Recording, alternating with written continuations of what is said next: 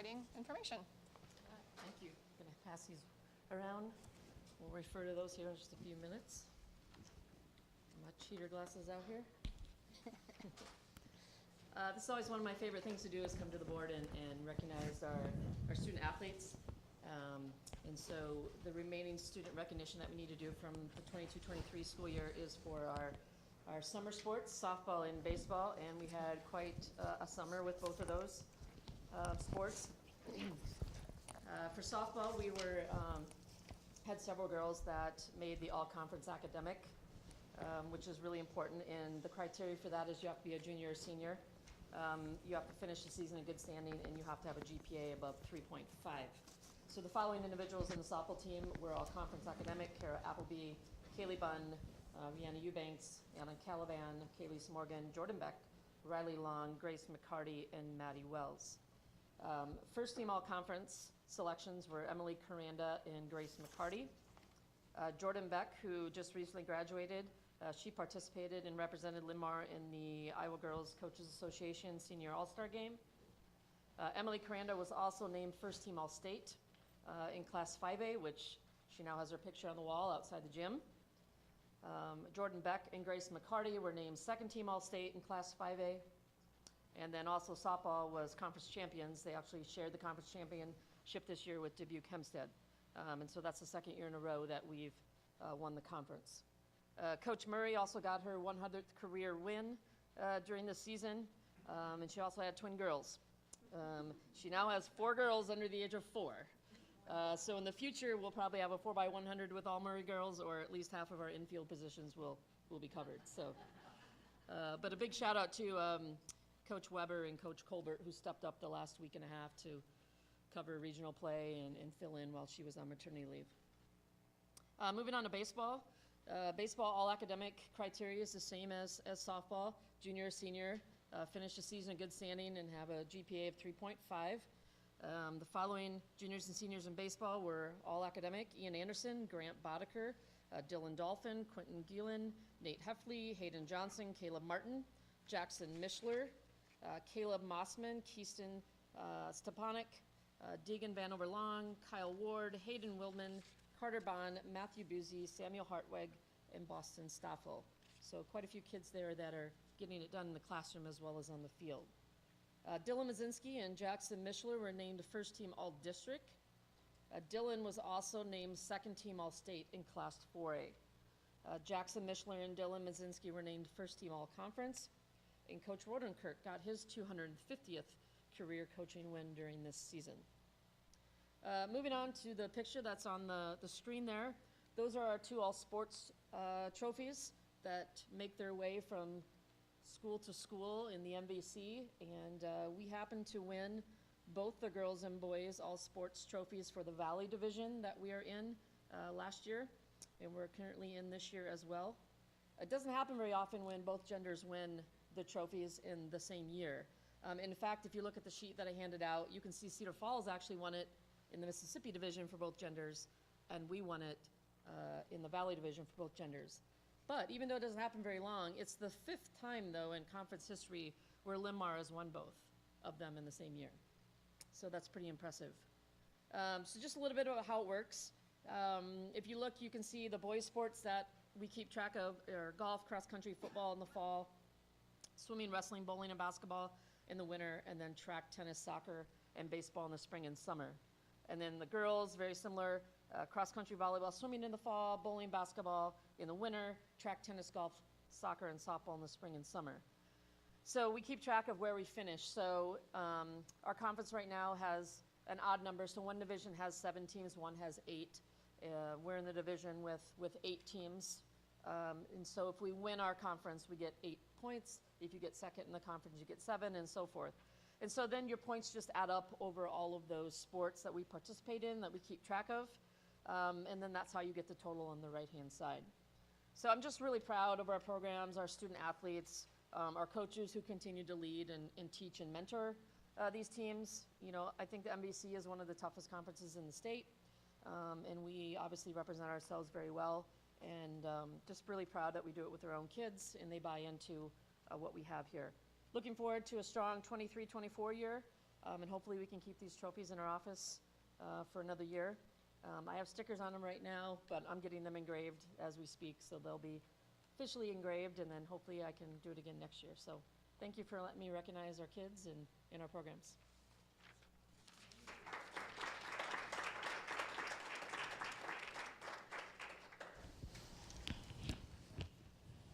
At this time, a public hearing will be held regarding the early equipment procurement for 1 generator and 2 electrical switchboards to support the new performance venue. Is anyone here in the audience that would like to speak on that topic?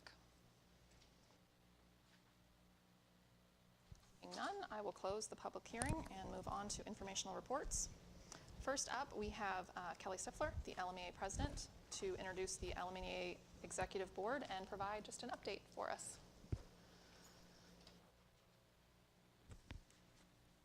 Good evening. I'm Kelly Stifler, LMEA president. For those of you who don't know me, I am this year a 7th grade level 1 special ed teacher at Excelsior, and I rotate. So next year I will be with my same students in 8th grade. We have a very small portion of our board here between sickness and sports and other obligations with their kids, but I'm going to let them introduce themselves, and then we have something that we want to share. My name is Nicole Reddington. I'm an 8th grade language arts teacher at Excelsior Middle School, and this is year 23 for me. So I am on the exec board as membership. My name is Brian Reddington. I'm at Excelsior, 7th grade student support teacher, Do the same thing. and I'm also on the exec board. Thank you. So last year we did a rerun. We did this once before. We did a rerun of our t-shirt order. And so you could get black, red, or blue. And a portion of every one of those then that you bought then would go to, we're gonna give that back to the school to put towards the, Any delinquent lunch yes, accounts? delinquent lunch accounts. Thank you. I couldn't come up with it. And our members were very generous. Some of them are like, I already have the shirt. So they just went ahead and donated money to put towards it. So we just wanted to make them aware. And then Stacy Fish is here, so we wanted to give her the check. So we had raised $1,000 to put towards the student lunch delinquent accounts. So we just wanted to go ahead and do that. Yes. Yes. We can give Stacy our check. We even got a really cool fancy check for Stacy. You took this one to the back, but we will give her the real one. Thank you so much. Thank you. So here's. All right.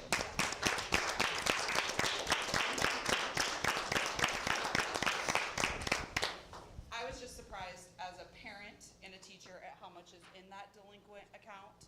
So every little bit, I think hopefully will help and maybe make it a little less stressful for parents. So thank you. Thank you guys so Thank much. you. All right. Next up, we have Vicki from OPN to give us a construction update. Yay. It's been a couple months, I think, a few months. All right. Here we are. We're going to do 2 things tonight. The first we're going to start with what you've been eager to see, I think, I hope, is the performance venue design development update. If you remember, a year ago in September, we did schematic design and we had a stopping point because we wanted to develop what that cost was going to look like, knowing that things have been crazy in construction. So if you recall, if you look at that, you can kind of see in relationship to, on the first slide, up above is your current auditorium and your small theater, and that loop where the lion is, your drop-off loop, that's the area that we're talking about for the performance venue to go, 1,200 seat performance venue. Over on the right is kind of a blow up of that area that we're talking about. Here is what the outside's looking like right now. We're really excited about that. Another view from the exterior, kind of from the south end looking up, looking north. Are those windows down below, or are they Those are slotted panels? windows right now. We're working to get the right number of those windows to align with budget and with the aesthetics. Gotcha. But yes, those are slotted windows that will form a corridor that go up toward the pre-function space that'll be shared by all 3 performance venue spaces. Yeah, I will keep going until you stop me and ask questions. Here's inside. This is the pre-function space. So you're kind of looking back and you'll see the new performance venue on the right and the existing on the left. In some of our notes, maybe you're going to say that here in a few minutes, but you're shrinking down the hallway a bit. Which hallway is that? Is that this one, or is that? I'll show you. I think, well, actually, it's this one. So this is the one that will go along, kind of along 10th Street, where Sandra just asked where those windows were. Okay. It's that one that we've reduced a little bit, but it'll still allow for the access for the ensembles to get down with their marimbas and timpani and risers and whatnot. So it still allows. Then those are the windows that you're trying to, We're quote, trying to make eliminate sure that we get some. the right balance of Yeah. budget and aesthetics. Yep, and natural light in that space. So at the end of that hall there, where I can see there's doors, I assume, that is facing the LRC. Is that are correct? absolutely right. Okay, Yep. okay. Yes. Yep. You guys are good. And this is an area that becomes like a fine arts commons space. If you're coming up right now, hugging the building, so it's kind of parallel. It's on the other side of the house. The corridor we just saw is facing the LRC. This one is also kind of facing the LRC. If I was this way into my, towards the building, is this carve-out space that'll be a commons area. And this is coming from that south parking lot as well, from the LRC up on the kind of east side of the house, coming up towards the building. And you can see those stairs because we have to, there's a lot of things we have to navigate with this site, including utilities, and also we have to navigate grade. So we are doing that with a ramp to the left and then a few terraced stairs to the right.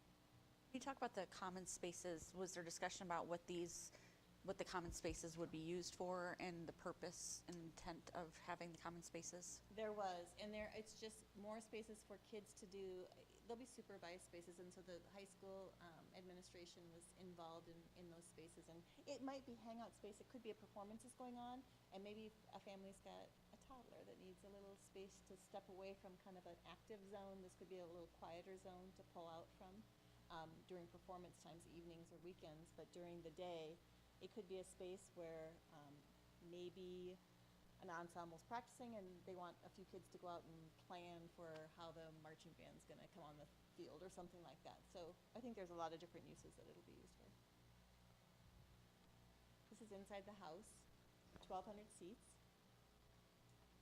So from the stage looking out to the balcony, and here's kind of a side view of the house. Can you remind me how many seats the current performance area has? About a little over 800, if Okay. I remember right. Okay. Does anyone know that for sure? I feel like it's around 820, 830. Does that sound right?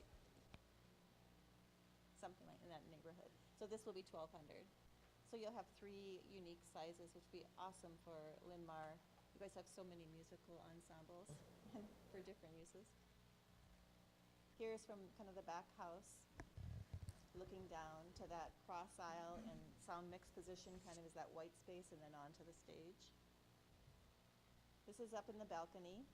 They'll have 2 kind of wings on the balcony, kind of looking down over the stage.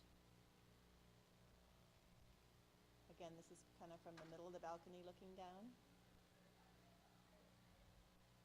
And this is, anyway, do you want to go over any questions on those images, those renderings? If not, this is where last time I was up here presenting pricing, just had those 2 first columns. And when we talked about it, we talked about why was it so much more in 2022 at September. We still saw, and at that time we talked a lot about the scope and the scale and the size of it increased. There were a lot more asks for space, which made sense, and it also made sense with the site. There's also a difference as pricing was still escalating. Construction spaces were still escalating. I think the good news is, though, a year later, now that we've got our DD pricing in here, we're about the same as we were a year ago, and we feel like all the program that we need in the space. So we're pretty good about that. I think a little bit later, Dave and I are going to talk about overall financing, but feeling pretty good about where we are right now. Does anyone have any questions about this? When you look at that red number, that's our overall project costs. So that includes not just the construction costs, but it includes design fees, it includes the fees that you have to pay for a survey and for all the other fees, FF&E, which are furniture, fixtures, and equipment. So it's kind of an all-in price. Remind me what the value engineering items are. The I ones think I that know, we were but- talking about back, the ones we're talking about now, that 400,000 is talking about, we were going to look at kind of fancying up and more delineating a north-south corridor that went from the north parking lot down to, I'm not sure if it's easiest to show you here, but there's a corridor to the east of the Little Theater that goes right to an outside door. We talked about making that kind of a focal point door for performing arts entry, and then kind of prettying up that corridor so it'd draw you right into the spaces. That's one of the bigger items that we took out. It wasn't in the original scope, but as we lost in the last BE round a year ago, when we lost that access to the, on the 10th Street side that went all the way to the parking lot, we thought, well, let's just make this a nice welcoming thing. We said we can't afford it right now. It's something that could be done later and easily added. Or if bids come in great, it's something we could consider again. That's a big one. Cutting down on some of the metal wrap around the exterior was one thing. We had a little more of red metal going around there, so we kind of VE'd that, but we still love the look of this. We're trying to work in painting it's called EFIS, which is on the exterior, and there's some spaces that are in pretty tough shape. So trying to put that a new paint a coat we're trying to include in the budget. We think we're going to get that in where we're sitting to make that okay, but it's just not pulling as much red around the top in the metal panels. Those are the big ones, I think. Amy, can you think of anything else that we talked about? Or not shrinking that hallway, but Barry already brought that Shrinking up. the hallway, Sandra mentioned, and some glazing, some windows. But those were the big ones. Thank you.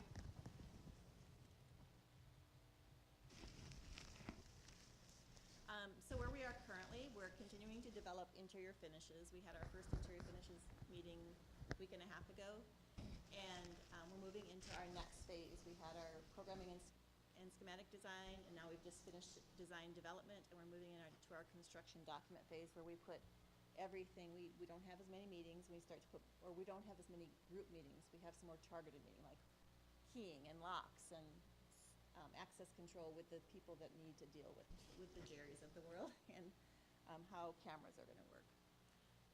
We are continuing, like we have from the very beginning, to track budget so that we make sure that we stay within that budget. We are bidding the electrical gear, which you guys had the public hearing on earlier in your meeting. And then the phasing planning is going to be a big bulk of our work over the next couple months because it's a very complex project, because there's a lot, like I said, going on utility-wise in that space. So we have to figure out how to phase this and plan this so it's doable and constructible while school is still going on. So that's a big part of our work. High level, we're looking to release our drawings somewhere around the Thanksgiving time. Open bids likely sometime early January. Contractors like to have a little time. It's big, it's complex, but two, you've got holidays in there, so it's hard sometimes to get all the numbers put together, and we want to make sure we have good numbers, so I think we're hitting it at a really good time. And then construction spring of '24 through fall of '25. So I think everybody's really excited about it. I know we are. Any questions about the performance venue? Okay. Master plan overview.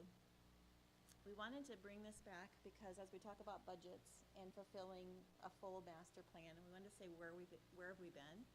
Very early on, in about 2016, we kicked off with Linn-Mar, and we did a lot of facility assessments, and we did capacity planning, a lot of work, and we formed a facility advisory committee, and we came up with what were the needs. And as you see, stepping through the opening, this stepped us all the way through the opening of the 5-6 buildings in 2020.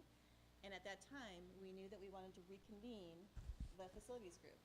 So we did that in 2021, and you had a presentation in December of 2021 after the work we did all that year, and we talked back through a lot of projects.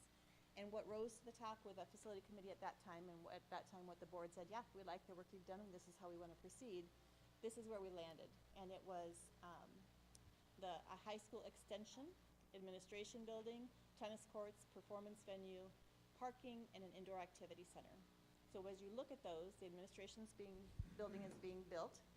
which opens up this space for a reno to look at it and see how it best fits high school extension. In fact, we had a great walkthrough this morning just talking about high-level programming so that we can understand cost implications. Tennis courts are almost done. Performance venue will be bid this winter. Your parking in that yellow box over on the right image is almost done. And your indoor activity center, we also met on that this morning to start to plan for that. And so we'll be programming that high level at this point to try to get a round number for a number as we actually get into design. And when you release us on either the high school extension or the indoor activity center, that's when we'll take a deeper dive on programming. We'll put together a proposal for that.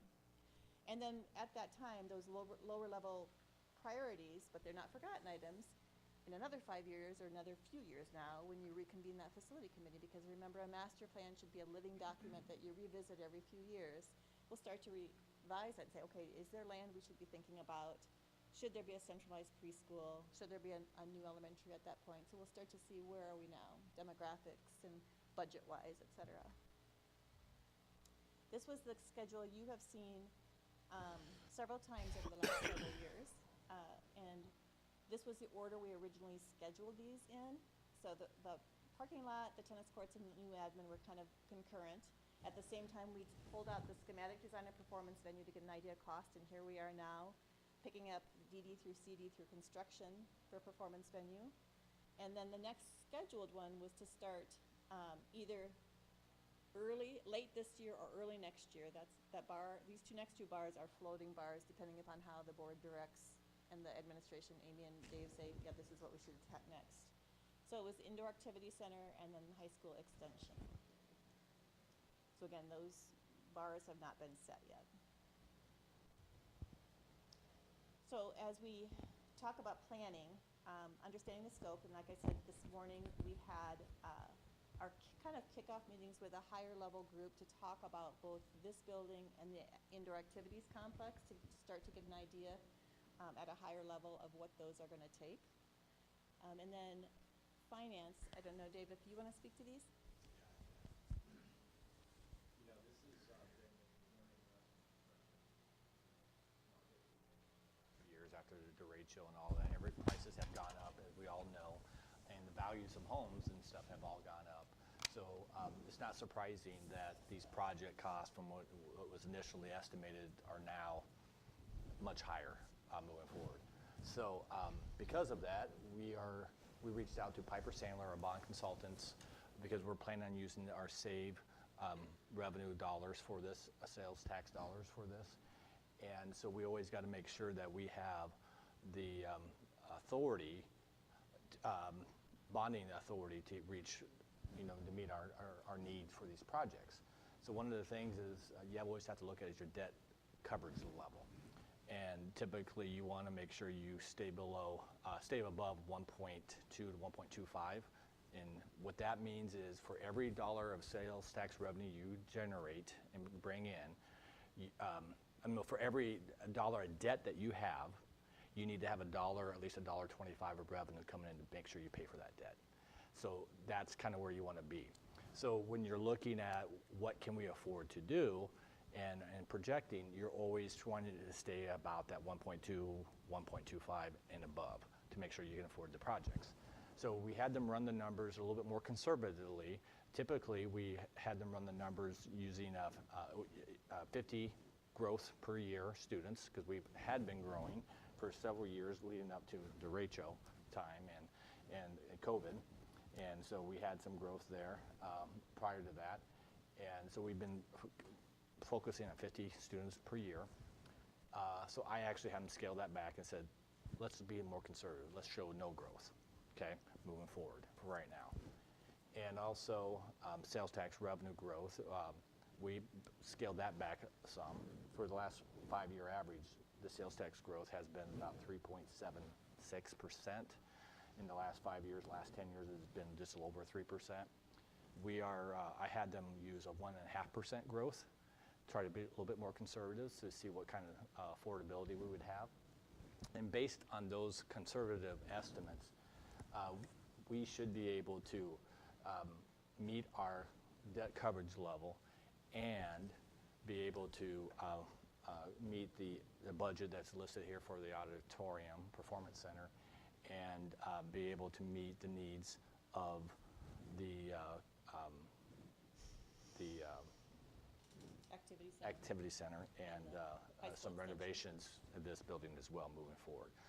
We'll keep our eyes on that, especially with certified enrollment numbers. You got to keep monitoring it every year and kind of run the numbers to make sure that we're still okay. But we still have some time to be able to address that before, because our certified enrollment will come in before we go out to bid, and we can actually look at where we're sitting at that point in time. So.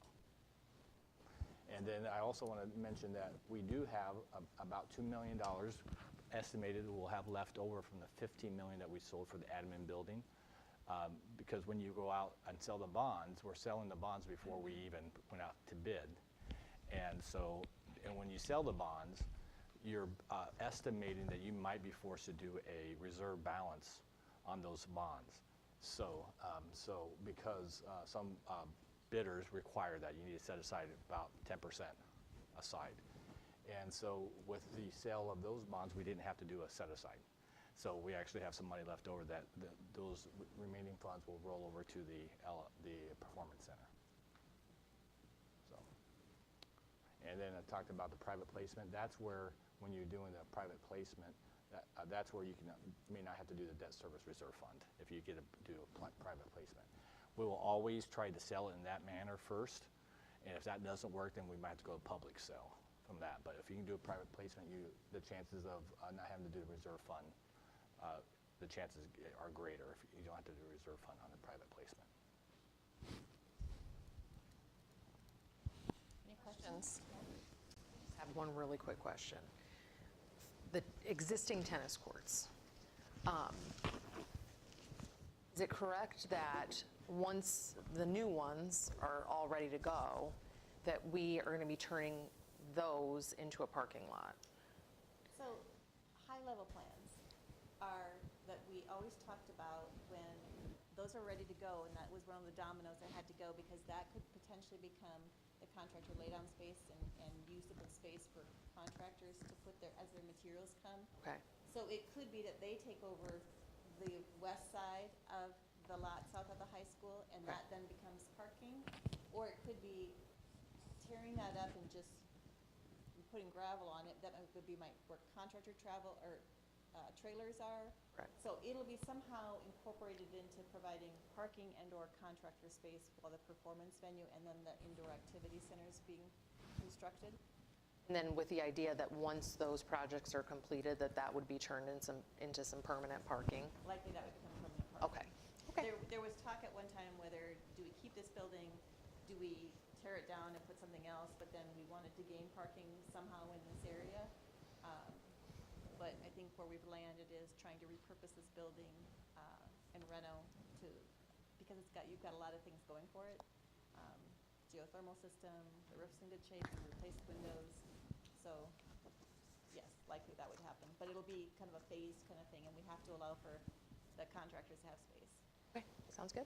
There is also the addition, the LSU's current parking lot will convert to student parking lot once the administrators get booted. Sure. So I was just, I drive by it all the time. It's looking a little sad at the moment. Kind of looks like it's falling down a little bit. So I just keep thinking like, well, what are we going to do with that? So I just thought I'd ask. That's a great question, Rachel, and I think that'll be part of our conversations around phasing. And phasing, it's easy for the admin building because it's a fresh site and you're just going up there and, hey, just have at it. This is much more complex. Sure. Because as we phase, we have to think about contractor traffic coming in and around when students are coming and staff's coming. So that'll be part of our conversations. Great. other questions for Dave or for Vicki? Okay, thanks. I don't know Thank you. what goes Thanks, Vicki. Thank you. All right. Yep, thanks.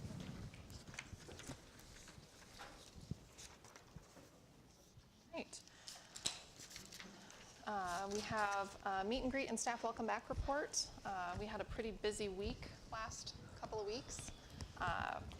So anyone want to share any thoughts or anything on we held the community meet and greet for Amy on the evening of August 16th. It was pretty steady the whole time. And then we had the staff welcome back event on August 17th. which is always one of my favorites. So anyone want to share? I thought it went extremely well when we brought the kids back and having the mayor, who's a Linn-Mar grad, speak. I think all the speakers and did a fantastic job. The new sound system really helped a lot. If any of you have been used to some way it was before, it was a very uplifting situation for the district. Got a lot of positive responses from people that were there. It was, highly motivational. It had the district moving forward at a pace that I think all of us were aware of and needed. And I'll tell you, the orchestra group that came there, I can't ignore this, did an absolute great job. The singers did a great job, but for those of you that have not witnessed or heard of this group, when they perform this year at Linn-Mar, I strongly suggest that you go and see them. They are absolutely phenomenal. They have a junior violinist that performed by himself, and this young man is just absolutely phenomenal. And where you were sitting and you look at the faculty and the transportation and nutritionists and administrators, all eyes were on this young man. And my long time at Linn-Mar, I've never seen a standing ovation like that group of people had. And it wasn't just one of these, good job, moving on. No. I talked to the two orchestra people afterwards, and I says, does this young man have any idea what just happened, that he had all these faculty members standing up and clapping and cheering and stuff? They said, no. I said, well then, I would like to ask you that both of you take this opportunity to explain it to him so he understands what went on. And the singing group that came in, I mean, these kids came in on their own and performed in this celebration, and on their own just came in and boom, boom, boom. And I think it was one of the best kickoffs that I have ever been to. It was really, really, really good. And sorry, Barry, I talked so long. I would agree with I agree with everything Clark said. I thought it was, I think the kickoff is always just a really fun time to show support to everybody who's working so hard within our schools and for our kids. A great time to just be able to join and feel their enthusiasm and to help that out a little bit. And so it's a nice way for us to be able to give back to our teachers and help them, not just our teachers, our entire school faculty, to be able to help them start off their year positively and give them some encouragement and love on their first day back. So it's always an honor to be there. One of the things that I noticed, it started on Wednesday evening when we had Amy's meet and greet, but on Wednesday evening already, the volleyball team was there, the cross-country team was there, the football team was coming and going, the wrestlers were having a meeting. So that week, school didn't start for them this week. It started that week. The same with the next morning. The cross-country kids took off before we got here. I mean, it was just hopping. And that's what's exciting. That's what it's all about. I walked out on Wednesday night. I walked out with a group of young men who had been at football practice and all. And when I came the next morning at about 7 o'clock, I walked back in with them. And I thought they probably think, have I been anywhere else? You know what I mean? But, you know, it's always, I mean, I've been through, like Clark, many of these, but it was great to see the enthusiasm. I thought everyone was excited about being back, and we had great speakers, and I was kidding some of them ahead of time. I said, remember, after about 3 minutes, nobody hears you because they've got to get back to the room and they got to get everything organized. But I said, I think that the attention was held pretty easily with everyone that spoke. So thanks to everyone who participated, and it's just awesome that everybody's doing so well. I thought it was really cool. You know, you're walking up to the staff kickoff. You've got the marching band out there playing, and it's just kind of like building this energy as you're walking up to the building. And you get in there, and there's all these staff members, and it just, their enthusiasm is palpable. You know, you can just feel it. They're ready for the year, and you know, they've got ideas and strategies, and you know, it's like, what more could you want for your students going back to school, is knowing that you're sending them into the hands of these people who want more than anything to educate them. So I think that's really cool. And then, you know, the performances, for me, it's always like I get chills, because it's just, I'm just blown away. I can't believe the talent of these students. And it's just always a reminder of the incredible things that this school district is doing for the children in our community. And, you know, I just feel so blessed to be a part of it. I really do. So it was great. And, you know, thank you to everybody who participated. It was a good time, and it's going to be a great year. I agree. I made friends with the football players at the end of the meet and greet because I let them have the leftover cookies. So that was fun, because they just kept coming out and they're like, we can have cookies? And they looked like, you know, the elementary kids when you say you can have a cookie. It was really fun. It's worked hard. And as far as the performances at the Welcome Back, it wasn't the full orchestra or the full band or the full choir, but you know, they just put a call out. Are you guys available this week? And so it's not something that they spent hours and hours rehearsing. They just came in and did their thing. And I find that to be really great. And yes, the energy in the room. I had several people talk to me as I was walking across the parking lot afterwards saying, I feel really motivated. I can't wait to get to my classroom today.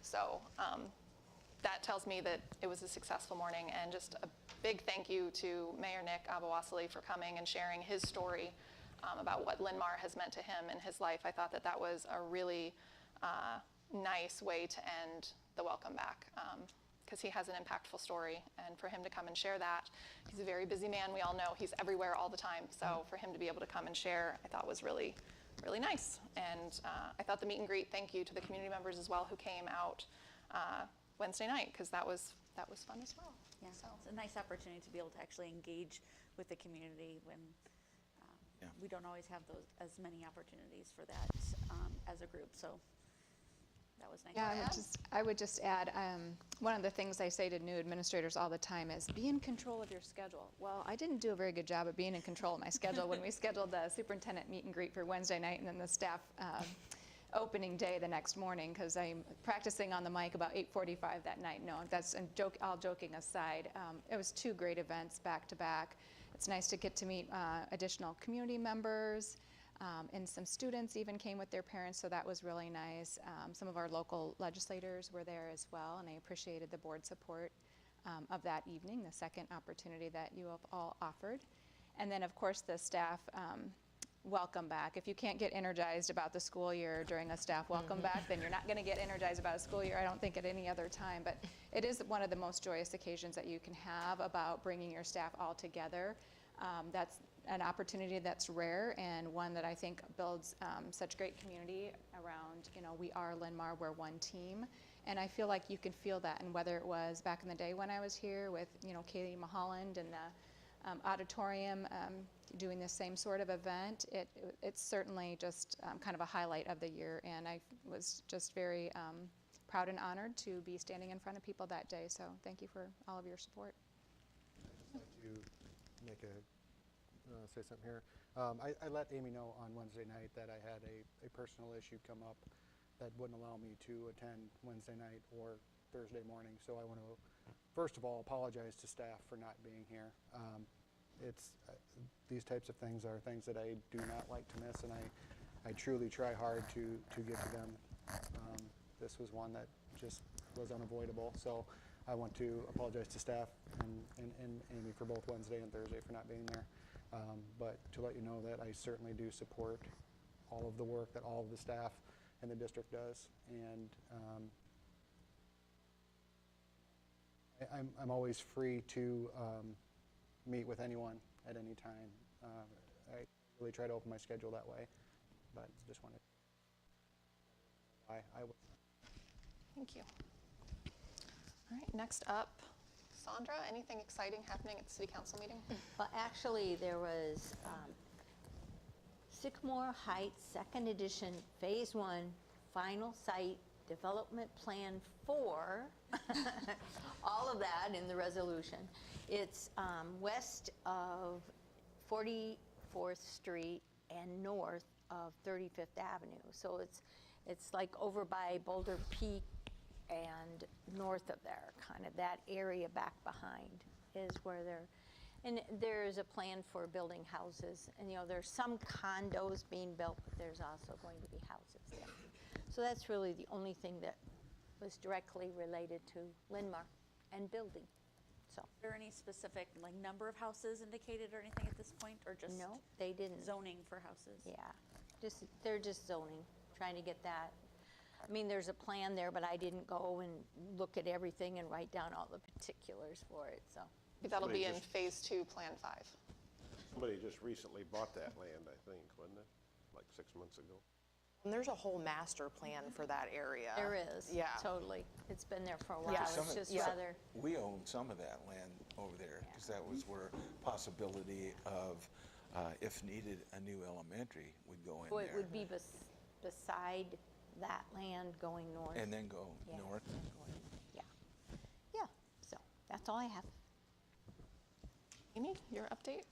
Yeah, so we've touched upon a little bit of what's happened the last 2 weeks, but again, it's been a whirlwind of activity. Besides the meet and greet, the staff welcome back, we had new teacher orientation, new administrator orientation, several professional development days for our staff, a teacher work day in there, lots of orientations for our families, drop-off supply nights, and then of course, school was to start last Wednesday, full time. And then we realized we were going to be in the middle of a power interruption. So I just want to thank all the people that really had to help with not just your typical 2-hour early out, but 3-hour early out, and our ability to turn that around. And impacted Stacy and Nutrition Services, certainly for the facilities team, O&M. It's quite the process to shut down, bring down the power in 5 of our attendance centers, and then the trickiness with that is thinking about the various dismissal times. So Andy and I have talked quite a bit about that process in the last week, and they've just done an amazing piece of work. Dave came in the office, Britt and Clark were meeting last week.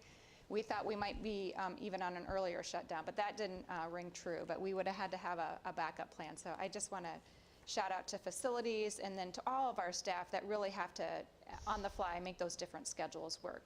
And out to our parents, of course, as well. And we tried to give them as much advance notice by announcing that on Monday. But it was really great to have our kids full-time then in the building on Friday. School visits, many of our cabinet members visited multiple buildings. I was able to get out to all the attendance centers on that very first day, but for the fact that 2 of them had their kiddos released by that time and some staff were gone, but was able to do that. And then as far as the construction update, you heard about the performance venue and a little bit about some of the other projects, but I just want to make a note, the stadium parking lot expansion, the pavement is striped, and all areas are seeded by the contractor, the owners getting the rest of the landscaping complete, electrics being installed, and we're still waiting for light poles. The tennis courts project, we're waiting on the trench drain. All fence poles installed, and tennis court fence poles have been cut to the correct height. The fabric attachments in progress, and then we are continuing backfilling, grading, and placing, and the resuming work on stormwater treatment train. And last but not least, the new administration buildings, the footings have been poured. The last section of the foundation wall was poured on 8/24. Interior piers have been poured. Steel is planned to begin on this past, on the 21st. Site utilities, the sanitary has been stubbed to the building.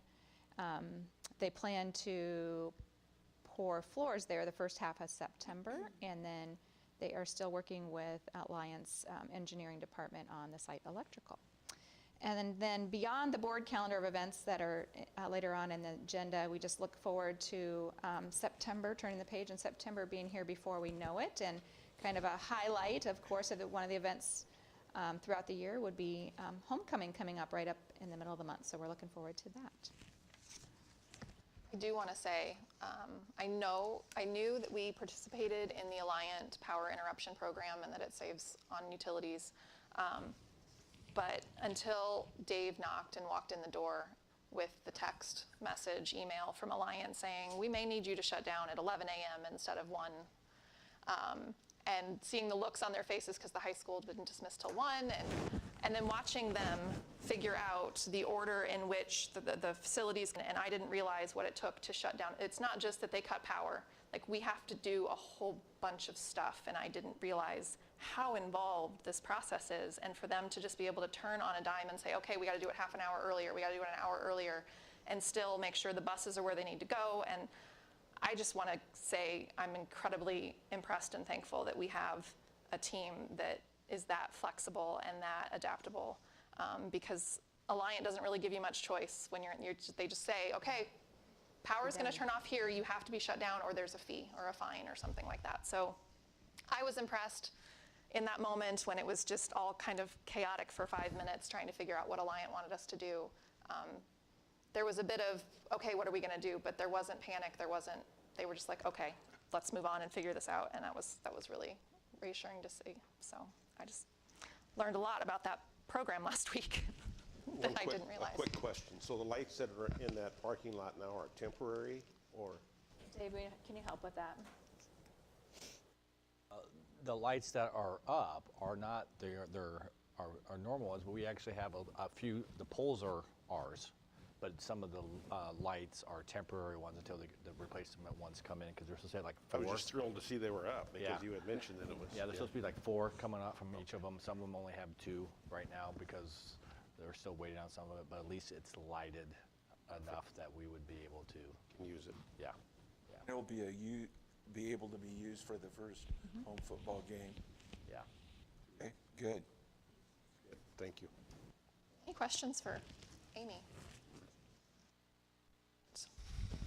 Moving on to unfinished business. Make a motion to approve the second reading of the policy recommendations as presented. Motion by Rachel and a second by Barry. Any discussion? I've got questions on a couple of these. I think I'll start with 50414 first, as I'm sure 50414. Okay. I think I would be surprised if many of us didn't receive communication on this one. And I just want to, I think I understand now that this policy is put in place because of legislation that was passed, but it seems that the breadth of the way that it was implemented was because we needed a way to do it and do it so that we were sure we were in compliance with the law. Is that a fair assessment of what? So not everything we're doing is in the law, but we are doing some of the things to make sure that we are complying. Correct. So 504R is the other one I want to go through. And this one, I have lots of questions on, and I did send I sent all of these questions to Amy, looking for answers, and I know there's a lot there, and there's a few days, so I would be open to tabling this section if anyone wants to, unless, Amy, if you're ready, or your cabinet is ready to go through all these. I'm fine either way. Can you tell us what your concerns are so that we know what we're discussing? Well, there's lots of concerns. I don't know how many questions are here, but almost every single point under the student health service essential functions I have a question on. And here's my overarching concern. This policy seems to be very, very much hand in hand close to a policy that we put in place that we were sued over. A lot of the things in here are worded very closely to that, and I think it's would. In which respect? Can you give an example? Sure. Let me find one here. In relating to medical records, if we're going to letter E under 5, Plan Development Student Health Service Program, letter E, maintain and update confidential student health records. That sounds an awful lot like maintaining and updating. I don't even know what the policy called them then. That was a huge concern, which brought on legal action against the district. So my question there is who has access to these records? Who maintains them? Do parents have access to all of these records for minor children? And why are we in the district, why is the district wanting to maintain medical records? Aren't we required? Jump in anytime, but there are state and federal laws that require vaccinations, and those records have to be submitted to prove that a child can attend. Yes, there are exemptions for that, but the majority of students attending have to have submitted a medical signed document from a doctor saying students are vaccinated. That would be a medical record kept in the nurse's office, correct? In the nurse's office? So that would be that. This also include children that are taking medications at school, and the school maintains those records, has to keep them confidential. The parent, we've got policies and procedures which identify when, where, and how those medications are distributed, who can distribute them, when they can be distributed, when the school has to have authorization. Which were all policies Which are that all we policies went that through. we already have Yes. approved. So let me ask this question that will clarify. What could be put into any of these medical records that any parent or guardian does not have access to? Beings that the parent or guardian would be submitting the immunization records, submitting the medication for a student to take. That isn't a file that the parents wouldn't be supplying the information that is in there. That's not my question. My question is, what could be in these medical records that a parent could not access? Don't Well, see that's anywhere kind of where a it says broad parents question. don't It have is not. access. It is not a broad question. Is It's very there something specific. you're concerned about? Let me ask you this. Is there something that you're concerned about that would perhaps be included that parents would not have access to? Yes, anything. Anything at all in these medical records that a parent doesn't have access to. That's my concern. There's And I don't think nothing- that's a broad, There's nothing in the policy that says parents can't access. can we put something in the policy that says parents have access to all records? Believe that A separate policy that there's a addresses separate policy access. about that For that would medical records? reference, that would constitute, let's see, where is, so this is the regulations of student health services. The policy 504 stipulates that took out the comprehensive school improvement plans because those are no longer required. Nothing can be done without written consent of the student's parent or guardian, except in emergent care situations or child abuse assessments. Do we have a policy that explicitly states whether or not a parent has access to the student health record, and or if there's any information within the student health record that would be held confidential in accordance with law? There should be another board policy that That's talks what I'm about wondering, student what access, policy. parent access of student records. I don't know the number off the top of my Because head. there, just like at a doctor's office, there are some things at a certain age that a doctor's office can keep confidential from a parent. I think it's at over 12 or 14, I can't remember for something sure. like that, yeah. That's my concern. That's but my I- concern. That I is a don't medical know. facility, and we should not be doing this in public school. Matt, didn't you vote for this 2 weeks ago? Didn't you vote yes on this 2 weeks ago? And you know So what? There's has changed? 50-some pages in So here, and what has- I did not So you were go not through this. prepared you were not prepared, and now you come back, and suddenly it's a problem. With all due respect, Ms. Wall, this is why we do second readings. No, Yes. actually, no, absolutely not. That is not why we do second readings. Explain to me why we do a second reading. Well, it's certainly not so that you don't have to come prepared the first time. I think that we're off topic. We are off topic. Is there another policy? I'm looking. Sorry, I'm putting you on the spot because I can't answer it either. I did, just to answer, I don't know if this is the right spot for this, but I just happened through my normal daily activities, visited with 3 of our school nurses. And all 3 of them are just ecstatic that we're getting this stuff nailed down. They're happy, especially the medication piece of it, because that's pretty critical for some of these youngsters to have their medication on time and to keep, I don't know if I want to use that word, but I'll use it, to keep the liability off of the medical person's, the nurses' shoulders too.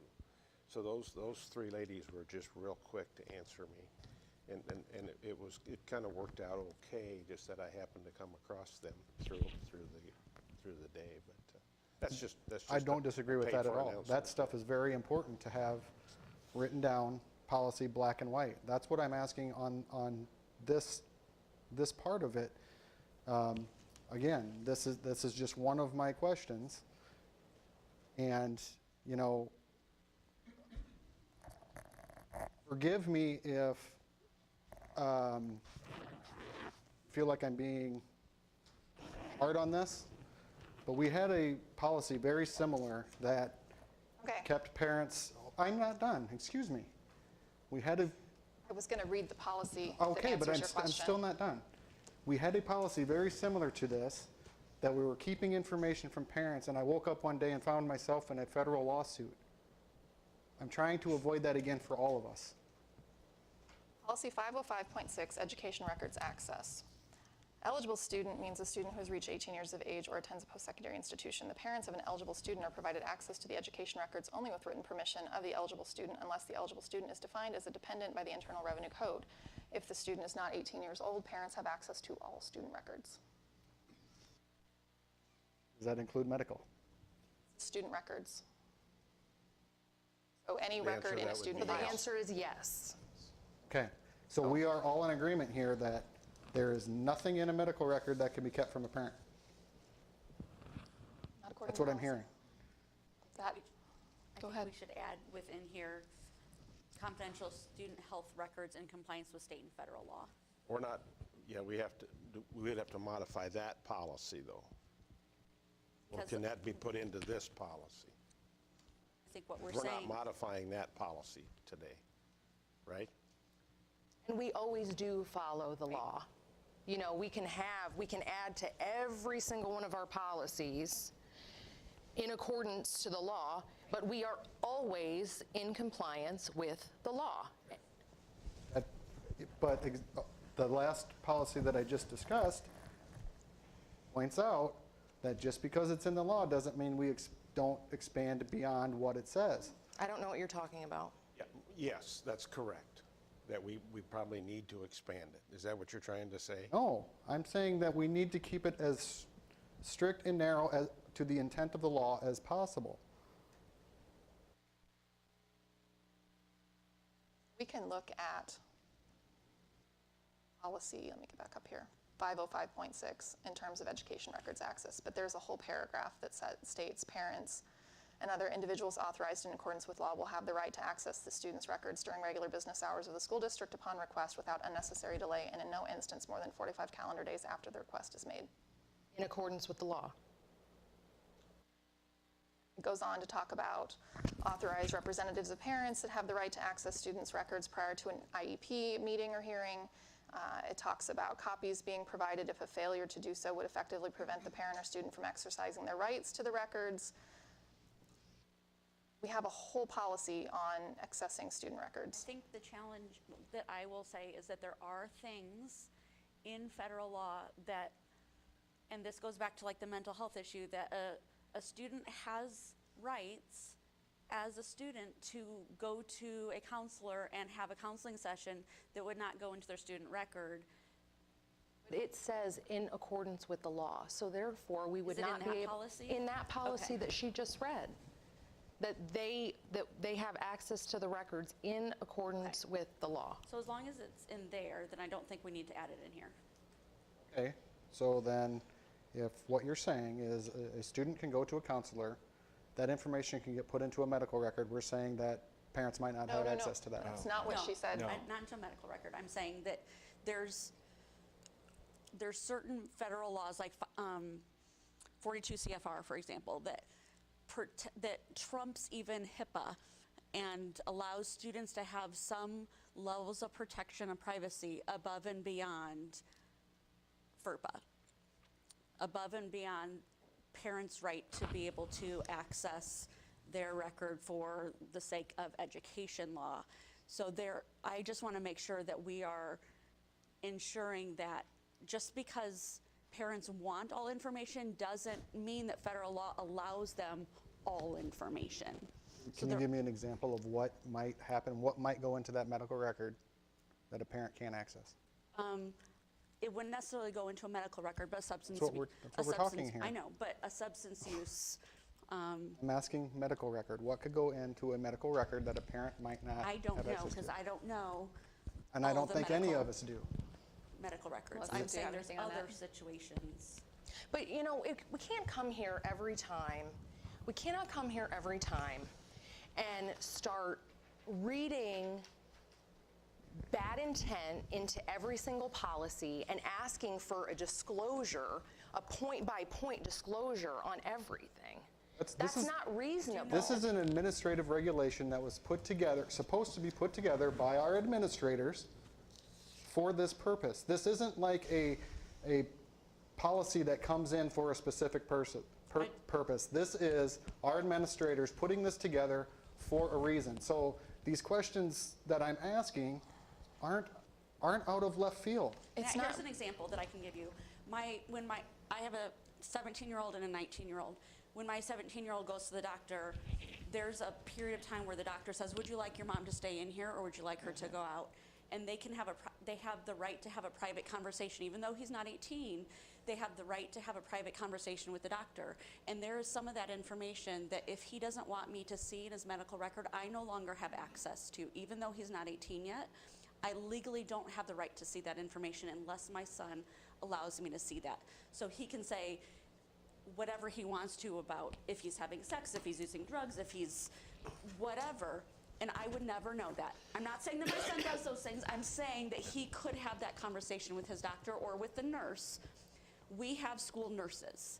So a child over whatever the legal age is, which I, again, don't know what it is, they could have that conversation with the school nurse, and I don't know the legal answer as to whether or not that school nurse can say, I don't have to tell your parent this, because I think legally there is a medical ability for them to be able to say, I'm providing you medical care as a medical professional.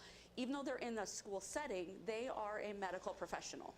And so they fall under the medical legalities.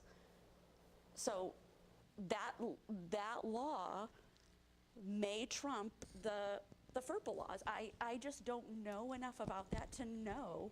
So I think this is written to say that we are going to develop a plan that will allow them to maintain and update confidential student health records. I don't think it's saying that what information is going to go into that. I think this is saying that we are going to plan and develop the student health services program with the superintendent, the school nurse, and the school health program that will maintain and update confidential student health records. The plan that we develop will need to outline what information can be held confidential, what information cannot be held confidential, and we're going to need to research some of that when we develop that plan. And that's the responsibility of the people outlined here, the superintendent, the school nurse, and the school health team. And then you have access, parents have access to those records in accordance with the law. Correct. So there may be, to your point, some records that they are not legally allowed to access. And we shouldn't be doing it here. I understand it in That's the law. I understand it school in a nurses. medical facility. Why are we bringing that here? Because Matt, we let are me ask required you a by law to have Let me nurses. give you an example. Let's say we have a kiddo who's being abused by a parent, and they need to go to the nurse and they need to talk about that. Would you like the parent to have access to that? Absolutely.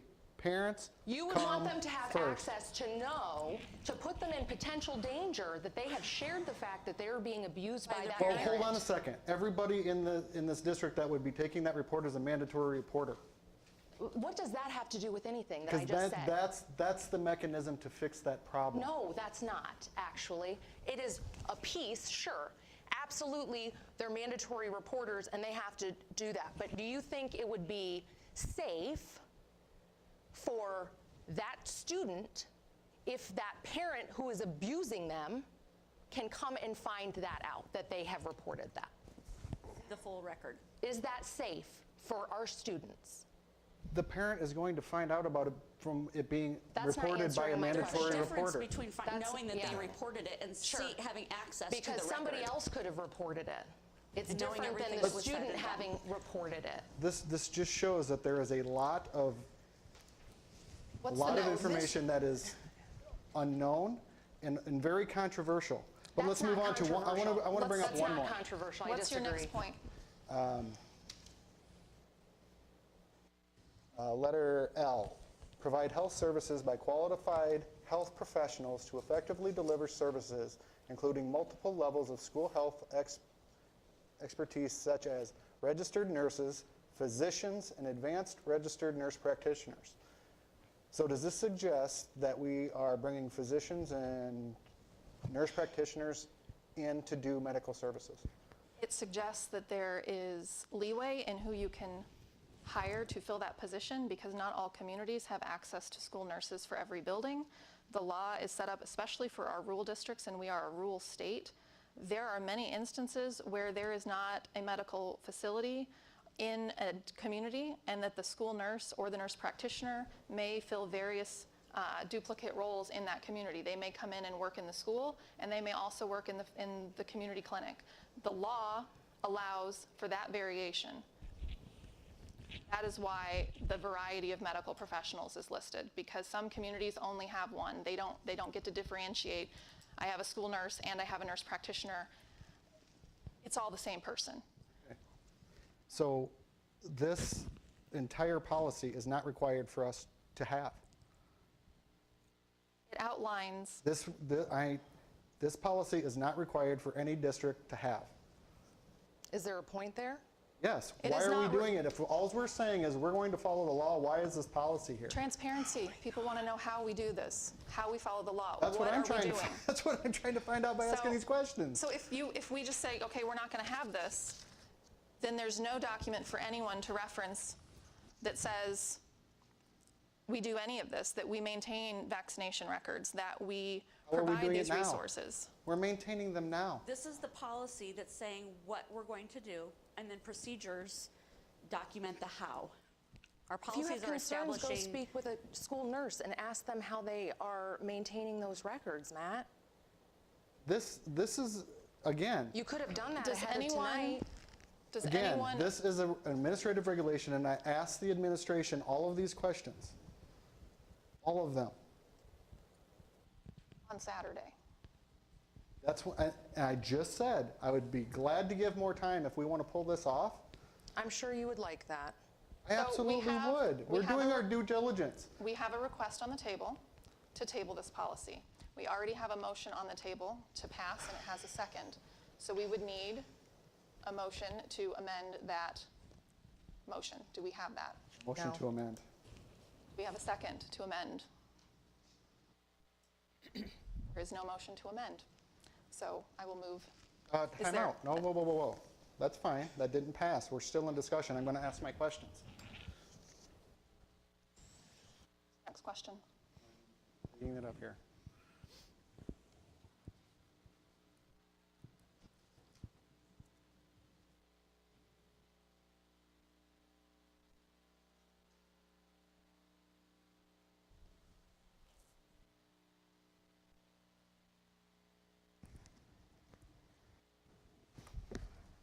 Start at the top.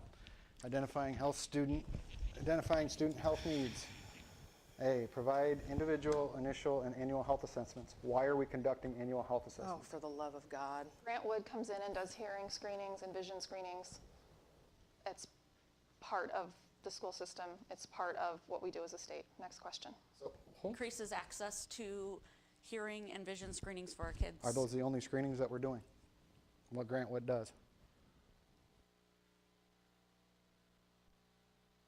Students who have been identified and disclosed by their parents of having a health condition that they want the school to be informed and part of the child's care plan. Our school nurses work with those families to develop their plans, which may include reassessing as kids come back into the school year, to look at what their plan was. If there needs to be an adjustment, those individual health plans are updated only in collaboration with a parent and per a parent signature. That is the type of assessment that includes. Those typically are for kids who fall into those major 5 areas, which would be seizures, diabetics, any allergies, kids with known cardiac events, or kids with asthma. So if we go through another quote-unquote COVID event, are we doing any kind of assessments for that? Does this cover those? As provided by law? Hypothetically could. For parental permission, correct? That's my question. We've got that. Are we doing any assessments in those types of situations? There are laws that govern that. There are laws that govern that. So, But it still goes back to parental discretion. We're not doing assessments or screenings or developing plans without parent involvement and parent sign-off on that process. Thank you. The other policy that we just passed, or that is in here, outlines which screenings we can do with and without parental approval. Okay. So maintaining and update confidential health records. So where are those maintained? Is it the building nurse office? Is there a central location for medical records? Students' medical records are kept in the building where they're at, locked in the nurse's office. So communicate written, oral, or electronic health needs as consistent with confidentiality laws. What laws are we specifically talking about? Our nurses fall under HIPAA.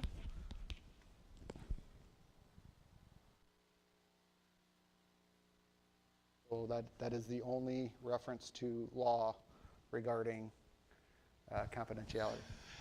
If a student's health plan becomes part of their IEP, if they're an eligible individual, then FERPA would also come into play when it comes to confidentiality. And there's very clear rules, which Britt had just shared, that are in board policy as well as in federal and state regulation of what we can share regarding eligible individuals' information due to confidentiality. So HIPAA and FERPA, IDEA. 32 CFR could hypothetically be its federal substance use laws. That one? That is not one that we have our nurses doing. Our nurses are not working with substance abuse records. But is that one that falls under this? Whether our nurses are doing it or someone else, does it fall under it? To my like knowledge. our student assistance team. So it wouldn't be in the medical records, but it would. So that does fall under this. Is that what I'm hearing? That would not be part of the medical record for a student. So that's not a medical record.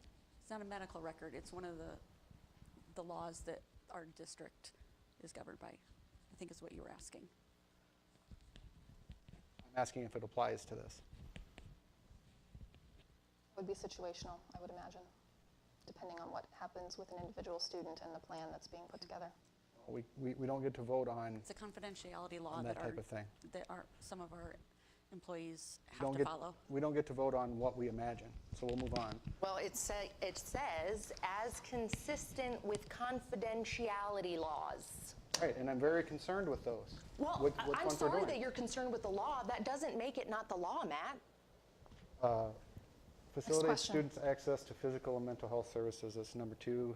Letter A, link students' community resources and monitor follow-through. What is the communication with parents on this? And is the district required to notify parents or guardians? If we provide information, for example, if we provide information to a student regarding Foundation 2 because we feel the child needs additional support and services, in that case it would be for their personal safety, yes, we communicate that with parents. Is that, and that's any community resource, right? Typically what we will do is they only are sharing ones that are posted on our website, which is public for everyone to see, or refer parents and students to the website and they vet those community resources that we would post on there. Are there any other community links, I guess, or organizations that aren't listed on the website that we would refer or could refer a student to? Not to my knowledge, Matt. Our team has a pretty lengthy list that they work hard to maintain, and that's the list that they all stick to. B, promote increased access and referral to primary health care, financial resources, Medicaid, Hawkeye, Social Security, and community health clinics. What does promote mean? Provide parents and families access to where they can get that information. Do you have a problem with students receiving health care now? Excuse me, I'm trying to get my questions answered. you're I trying am to be part of this obtuse. board. I'm You're part of trying this to be board. obtuse, is what you're trying to do, Matt. Oh. What's your next question? Letter C, encourage appropriate use of health care. Define appropriate use of health care. Matt, Ensuring that they're getting. Can we call this vote? This is ridiculous. Oh, this is not ridiculous. Yes, it is ridiculous. It's a waste of the time Okay. of the people in this room. Excuse me. I have No, been yeah, excuse awful respectful of everyone in here, and I am sick and you? tired of the way I'm being treated. Okay? I have questions. Well, ditto. here's the thing. We could sit here all night and go line by line. Yes, we could, and that And would we're be not a gonna waste do of our it. time. We're not going to go line by line through the policy. If you have specific questions that are not, what is an appropriate use of healthcare? Like, what specific things in here from each section? You can pick one more thing from each section, and then if no one else has questions, we're going to call a vote, and you can have answers. How do we manage chronic and acute illness? When a parent calls their child in and says, my kid has strep throat, every child in that classroom is then sent a letter to their parent saying, a case of strep throat has been identified in your child's classroom. How many times do we get those? Chronic illnesses help keep our students safe, keep our classrooms healthy. We also have to keep track of if there is a significant outbreak of a certain thing and our absentee rate goes up to a certain percentage, we have to report that to the state. So of course we have to monitor things like that. It doesn't mean that we are treating those illnesses. It means that we're creating awareness that there is a child in your child's classroom that has strep throat, which is incredibly contagious, or the flu, or chicken pox, or whatever. All right, I'll ask one more question here. So the very end of this, it says these additional health services address learning barriers and lack of access to health care. Examples include school-based services in school, school-linked services connected to schools, primary care, mental health, substance abuse, and dental health. How specifically are these services addressing learning barriers? Healthy kids have better attention Is that a span real question? and they focus. It is. Is it? It's a real question? Every time a child is sick, when you're coughing, when you have a headache, when your nose is, how do you feel when you're sick? Can you focus? Can you read? No. If we can provide access and information to families, especially our low-income families that maybe don't have their own health insurance, or they don't know how to get connected with Hawkeye, they don't know that they can do free screenings through Grant Wood and better understand their child's health care. These are resources that we can help connect families with so their students are healthier, and healthier students create healthier classrooms, which means more people in the classroom, our students, can focus on learning what is in front of them. If they are sick, if their elbow partner is coughing and hacking and getting them sick, that causes a distraction in the classroom. It's a barrier to education. Healthy classrooms, fewer barriers. Thank you. Do you have any other policies that you would like to discuss? Well, I will say one thing here. There's talking here of a team and a council for health, to improve health and to keep students safe health-wise, but I don't see one for the learning loss that we've seen over the last few years either. So You met the teaching and learning department? There is Do you a believe lot our of- staff is doing what they should? I mean, do you believe in our staff? Do you think that our I staff are absolutely believe in incompetent? our staff, but I want to Because know what where the you're funding sort of- comes for all of this when we're not funding those types of things. We're Well, funding Matt, both. we can go over the buckets again. You can. You can fund academics and fund nursing and student supports, knowing that both are vital to creating a successful educational environment for students. We are required by law to have nurses in our district. We are required to provide those services, to have someone on staff in case a student gets sick or a student gets hurt. These are requirements. This is not just, oh, we think it would be fun to have this whole health section. These are requirements because students spend a significant amount of time in our care, in our buildings. Our teachers get to focus on teaching because they know that there is someone in the building that if something happens, they have been trained to come and help. So that allows our teachers to focus. And yes, we have staff. We have a team that is dedicated to our learning gaps. They're called teaching and learning. They're called our teachers. That's why we have PLCs. That's why we have learning teams and teacher teams in grade levels that collaborate with each other and they talk to each other. What's working in your classroom? What's working in mine? What gaps are you seeing? How did you address this? They share, they collaborate. We've witnessed it on board visits. We have teaching and learning. We have coaches who come in and work with students. We have coaches that come in and work with teachers to help them better understand our curriculum and implement it. We have a team. It's called our faculty and staff. They all work together as a cohesive team in their buildings to provide our students with the best support they can. And then we have nurses that step in and say, you're sick, you don't feel good, how can I help you? Do I need to call your mom? What does your file say? Oh, someone fell on the playground, let's get that cleaned up. And the teachers can focus on the rest of the kids in their class because we have a staff that is trained to do that too. I understand that, and I agree with everything you just said there. My concern is that we are putting stuff that is so, I don't know how necessarily I want to say it, but the wording of this can be construed in such a way that I believe that if some of this gets passed and some of this is implemented, we're going to see another lawsuit. That's my concern. So let's go ahead and vote. I think it rises to a bit of a level of paranoia here that concerns me. I got your Just like the question last time. about could this policy result in a lawsuit? The truth is, anything can result in a lawsuit.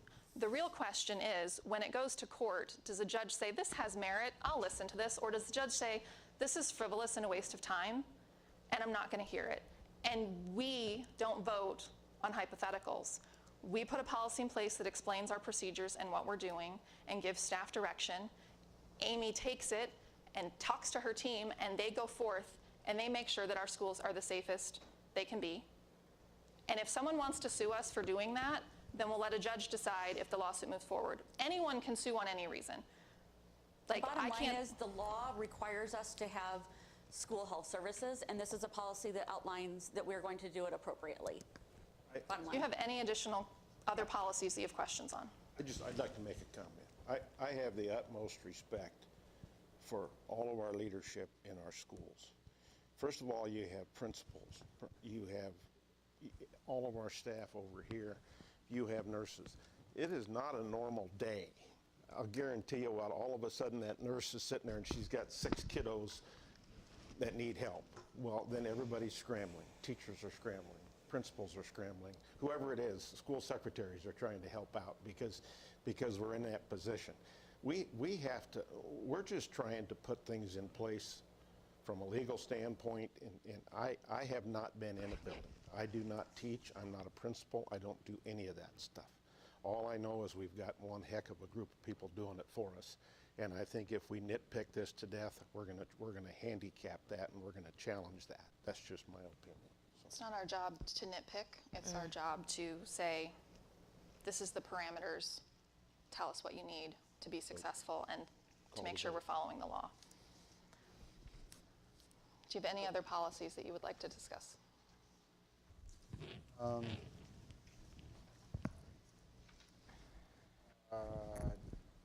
No, other than to say that any -R policy can at any time be removed without vote by Amy. Yes, that is in policy. Regulations that are not in the 200 series, which are the ones about the board. Any other series is overseen by the superintendent. She can remove those regulations if something comes up, but the policy states that she will inform us of those reasons, and then we could have a discussion if necessary. But yes, the superintendent, through our power, through policy, is in charge of those regulations. I have a motion by Rachel and a second by Barry on the second reading of policy. All those in favor? Aye. Opposed? Aye.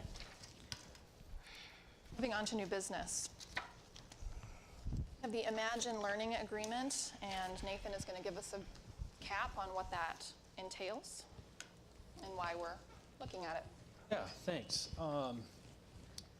Okay, so what we're looking at is and I think we have our 7th grade language arts teachers, or one of them at least, in here, looking at a digital platform to support the materials that we adopted. So ELA in 7th and 8th grade did not go with Wit and Wisdom. Sorry, that's kind of loud. Did not go with Wit and Wisdom because they chose to go another route, and so their curriculum is called EL. What's that stand for? Sorry, I should know that. Anyway, doesn't matter. That's the curriculum that they worked on. So what this is, and we learned some lessons last year through the math with illustrative, is that whenever we ask teachers to put together a new curriculum, there's a lot of stuff that comes with that, a lot of teacher planning. And so this platform is just a supplement to that. So while we have the novels and the teacher materials, this platform is new. Some of our staff found this over the summer. It organizes all the teacher materials, provides like slides, it interfaces with Schoology, allows point of use links for any materials that teachers or students need without having to look in multiple places. And so really when the teacher opens up their lesson plans for the day, it's right there, the slides, the notes. And so that's what we're asking for approval to purchase, is the software agreement that would go along with that. There is, I think we shared that with some coaches. We've had some teachers kind of looking at it. Seems like there's some excitement for that, which is good. It also provides some student platform to work digitally. Now again, we want to be careful that we're not all online stuff for kids, but there is some assessment materials that kids can do through that system that would give the teacher automated student feedback on where they're at. And so it's also less expensive than purchasing the workbooks, which are paper related, that we would have to purchase year after year. Even though this is an annual subscription for the computers, it provides so much more than a student workbook. So that's what we're asking for approval for. We purchased the workbooks last year. We haven't started this. This is the first year we're doing this. Okay. Yeah. So, you know, for illustrative math that we did, K-8, that was, we didn't purchase the workbooks, and we were going to copy stuff, and then we had the cyber attack, and so that really thwarted our plans there. And so what we wanted to do, based on some teacher feedback from the previous adoptions, was to really listen to their need of, this is a lot of stuff to pull together. I'm using a lot of my planning time. So this platform pulls all of those teacher resources into one place. And so as soon as we can get approval, then we can start using that across the board in our 7th and 8th grade language arts classrooms. This isn't really a curriculum per se. This is a way to manage a curriculum that we're already using? Yeah, the curriculum's already there, so this company just takes all of that. They have the rights to do that with the curriculum and put it into, I don't want to say computer format, but really kind of pull all that stuff into one digital resource for, it's basically like having an online teacher manual instead of sitting with your teacher manual on your desk. This is not digital learning. There are some digital components to it, but we'd allow the teachers to still make the choice of, you know, what they want to do with paper versus digital activities. So They're implemented in the classroom. They're not. It's not like online learning. Oh yeah, no. This is Yes. This is what the teacher is doing with the students in the classroom. what curriculum are we using it on? Yeah. Oh, okay. Yep. So the company, the software company is called Imagine Learning. The curriculum is EL, and I forget what EL stands for. What does But EL stand EL doesn't have this service with their curriculum? No, so what's changed in EL is an open ed resource, and so one of the things that's changed recently with curriculum is they're just putting it out there. Because, and what I mean by that is they are making these free. Like you can go get EL, any school, anywhere. They could just go use that curriculum. Same with illustrative.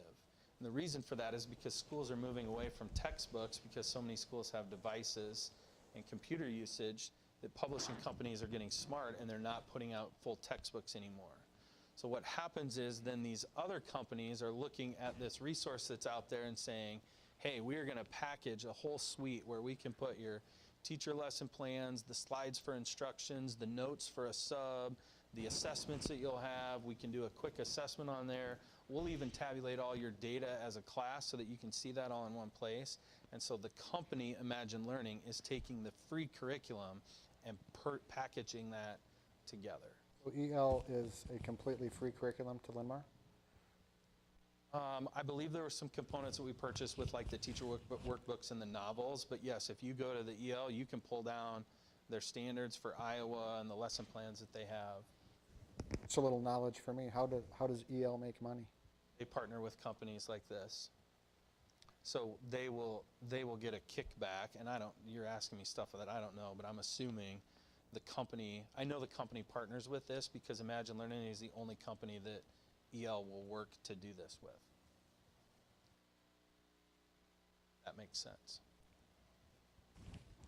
Questions about this program?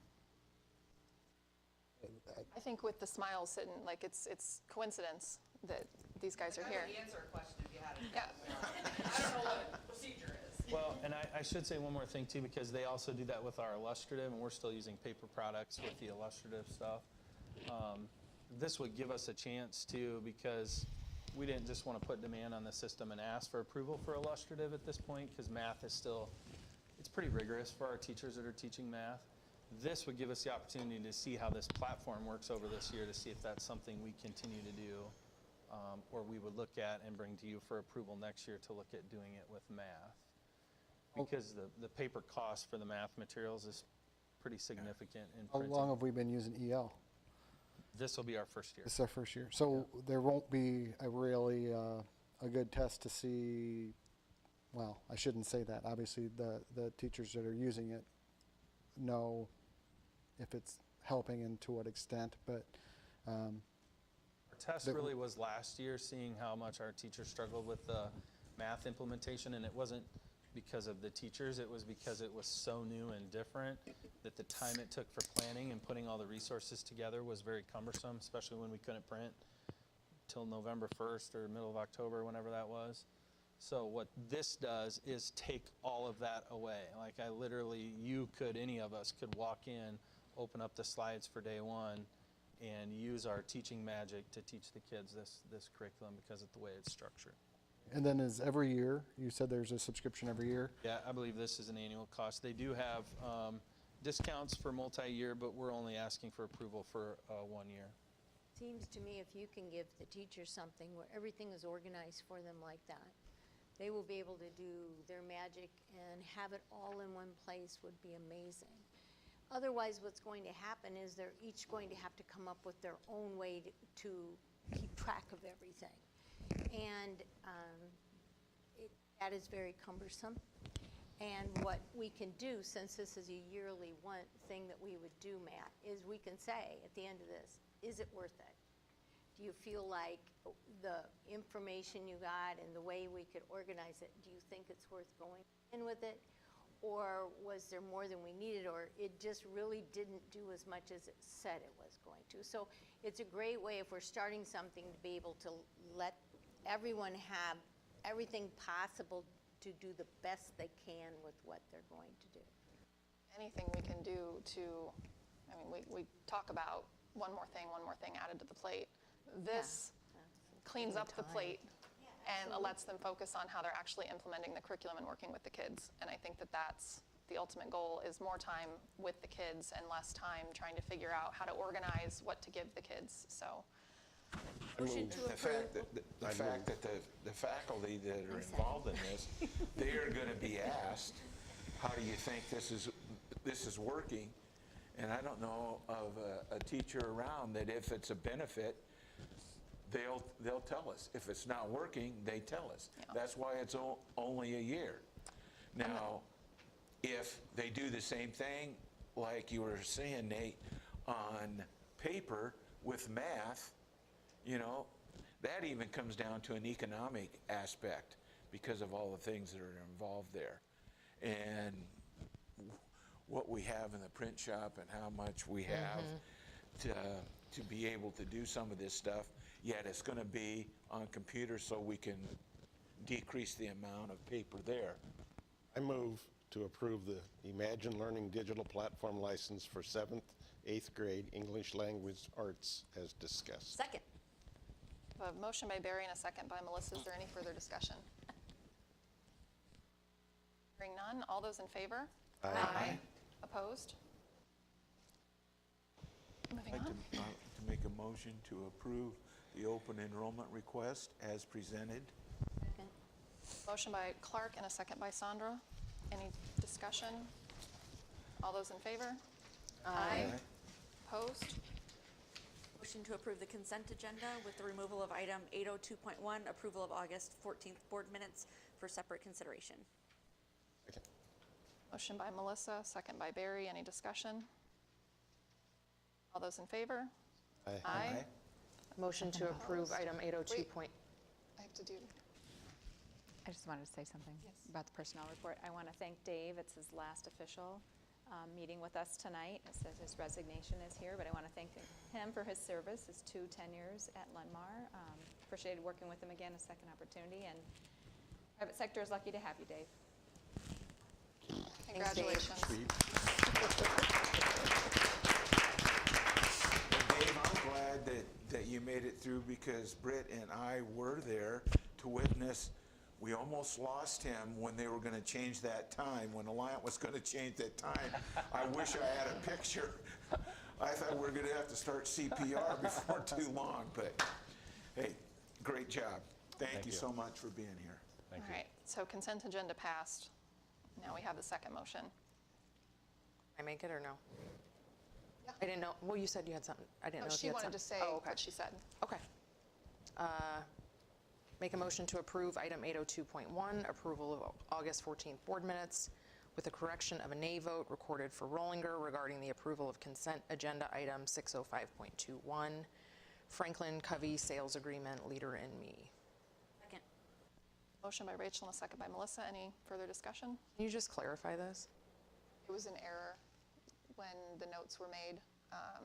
Gayla didn't hear the nay, so she recorded it in the minutes as all of us It's all approving. ayes. Okay. So it's just a correction. All those in favor? Aye. Opposed? Okay. All right. Board communications. Reminder that if you are available, August 30th, which is what? Thursday? Wednesday? Or Wednesday, I think. Wednesday. You can come and get your updated board picture taken here at the LRC starting at 10:30 a.m. If that doesn't work for you, Gayla will share out the picture days at all the other buildings, and we can arrange to pop into one of those. We have a list of all of the board meetings for the rest of the year. You know, we used to get one for like the full year, and I've only got like through September on my calendar. We'll get Gayla to send that out. Yes. It's usually on the website and I've it's got not it on Yeah, my I there. couldn't calendar. find it. I was Okay. like, But We'll it get- would be good to have one. yeah. Yes. Maybe you could text I thought her. that was on the calendar, on the website. Yeah, It must not have haven't gotten been able to updated. find it. Okay, we'll get that sent out. Thank you. That's all contingent on if I get elected. Speaking of that, the November meeting, because of when the election falls, our November meeting will be November 20th, which is later than normal, but it's with the canvassing of votes and all of that, we just can't hold it before then. So that one, I'll tell you, it's November 20th. Okay, Clark, you're still good for the Marion City Council on September 7th? Correct. Yes. And then Barry's due on the 21st. Yeah. And if you notice, our first 2 board visits have hit the board calendar. September 14th, Hazel Point. September 28th, Boulder Peak. So mark your calendars. And we are trying, they are both at 11-ish. That So one's are gonna be we 10:30. are Some we other gonna ones moved to put early in these the morning. out a little bit more in advance? Because like for me, I've already got a work schedule that precludes me from going to at least the one on the 14th. I can. Answer is yes. So are we gonna? Yeah, they're working on scheduling. Those were just the first two schools that responded. Thanks, Barry. I actually have the whole schedule. I can share that with you guys in my board. That would be amazing. And where's? Oh, Hazel Point. Okay. Sorry, Chad. Won't make it. When we talked about those, were we going to vary times, or were we going to Yeah, change? and Okay. so you will see morning times or lunchtime. It's just not every other one stated that way. I'd let the Okay. principals. You're kind of decide. leaving that up to them, right? Yep, I left that up to them. Does anyone have any other communications to share at this time? Okay. Moving on, audience communication at this time. I will call those who have signed up to speak in the order that they signed up. The board will receive and acknowledge comments but will not engage in a dialogue with the speaker because of the set agenda for the meeting. Remarks are limited to 3 minutes per speaker and should be shared in a respectful manner. Matt, I'm sorry. Benach? Did I? Banowitz, okay. I couldn't read it. Sorry about that. Yeah, my name is Matt. I'm here on behalf of my daughter, Rebecca. She is a 9th grader. She's been at Linn-Mar since kindergarten, but we moved out of the district, and the school that she's going to we're not really satisfied with it, even though we have only been there a short time, just going there the initial time. And we had, I don't know what happened exactly, but I was expecting her to be on the open enrollment list for this meeting. We had sent an email to Dr. Gustafson and got a response, and we had filled out the form. I just don't know if it got forwarded to the right place and what happened with that. Obviously, we'd like to get a decision on that because it's only been a few days of school, but the next board meeting's I think a couple weeks away, and the sooner we could get her in would really help her out quite a bit, and we'd really be happy to have her continue at Linn-Mar. So I don't know if that's something that can happen. I know you guys can't respond, I guess, but if there's something that we could do before 2 weeks, I'd really appreciate it. I know she really would, and I think it'd help her get adjusted at school. So thank you. I ask you to hang out after the meeting, and we'll connect you with Nathan Weir right over there. Sure. I will take a motion to adjourn at 6:43. Moved. I have a motion by Rachel and a second by Sandra. All those in favor? Aye. Opposed? Let's take a 10-minute break, and then we'll move into our work session.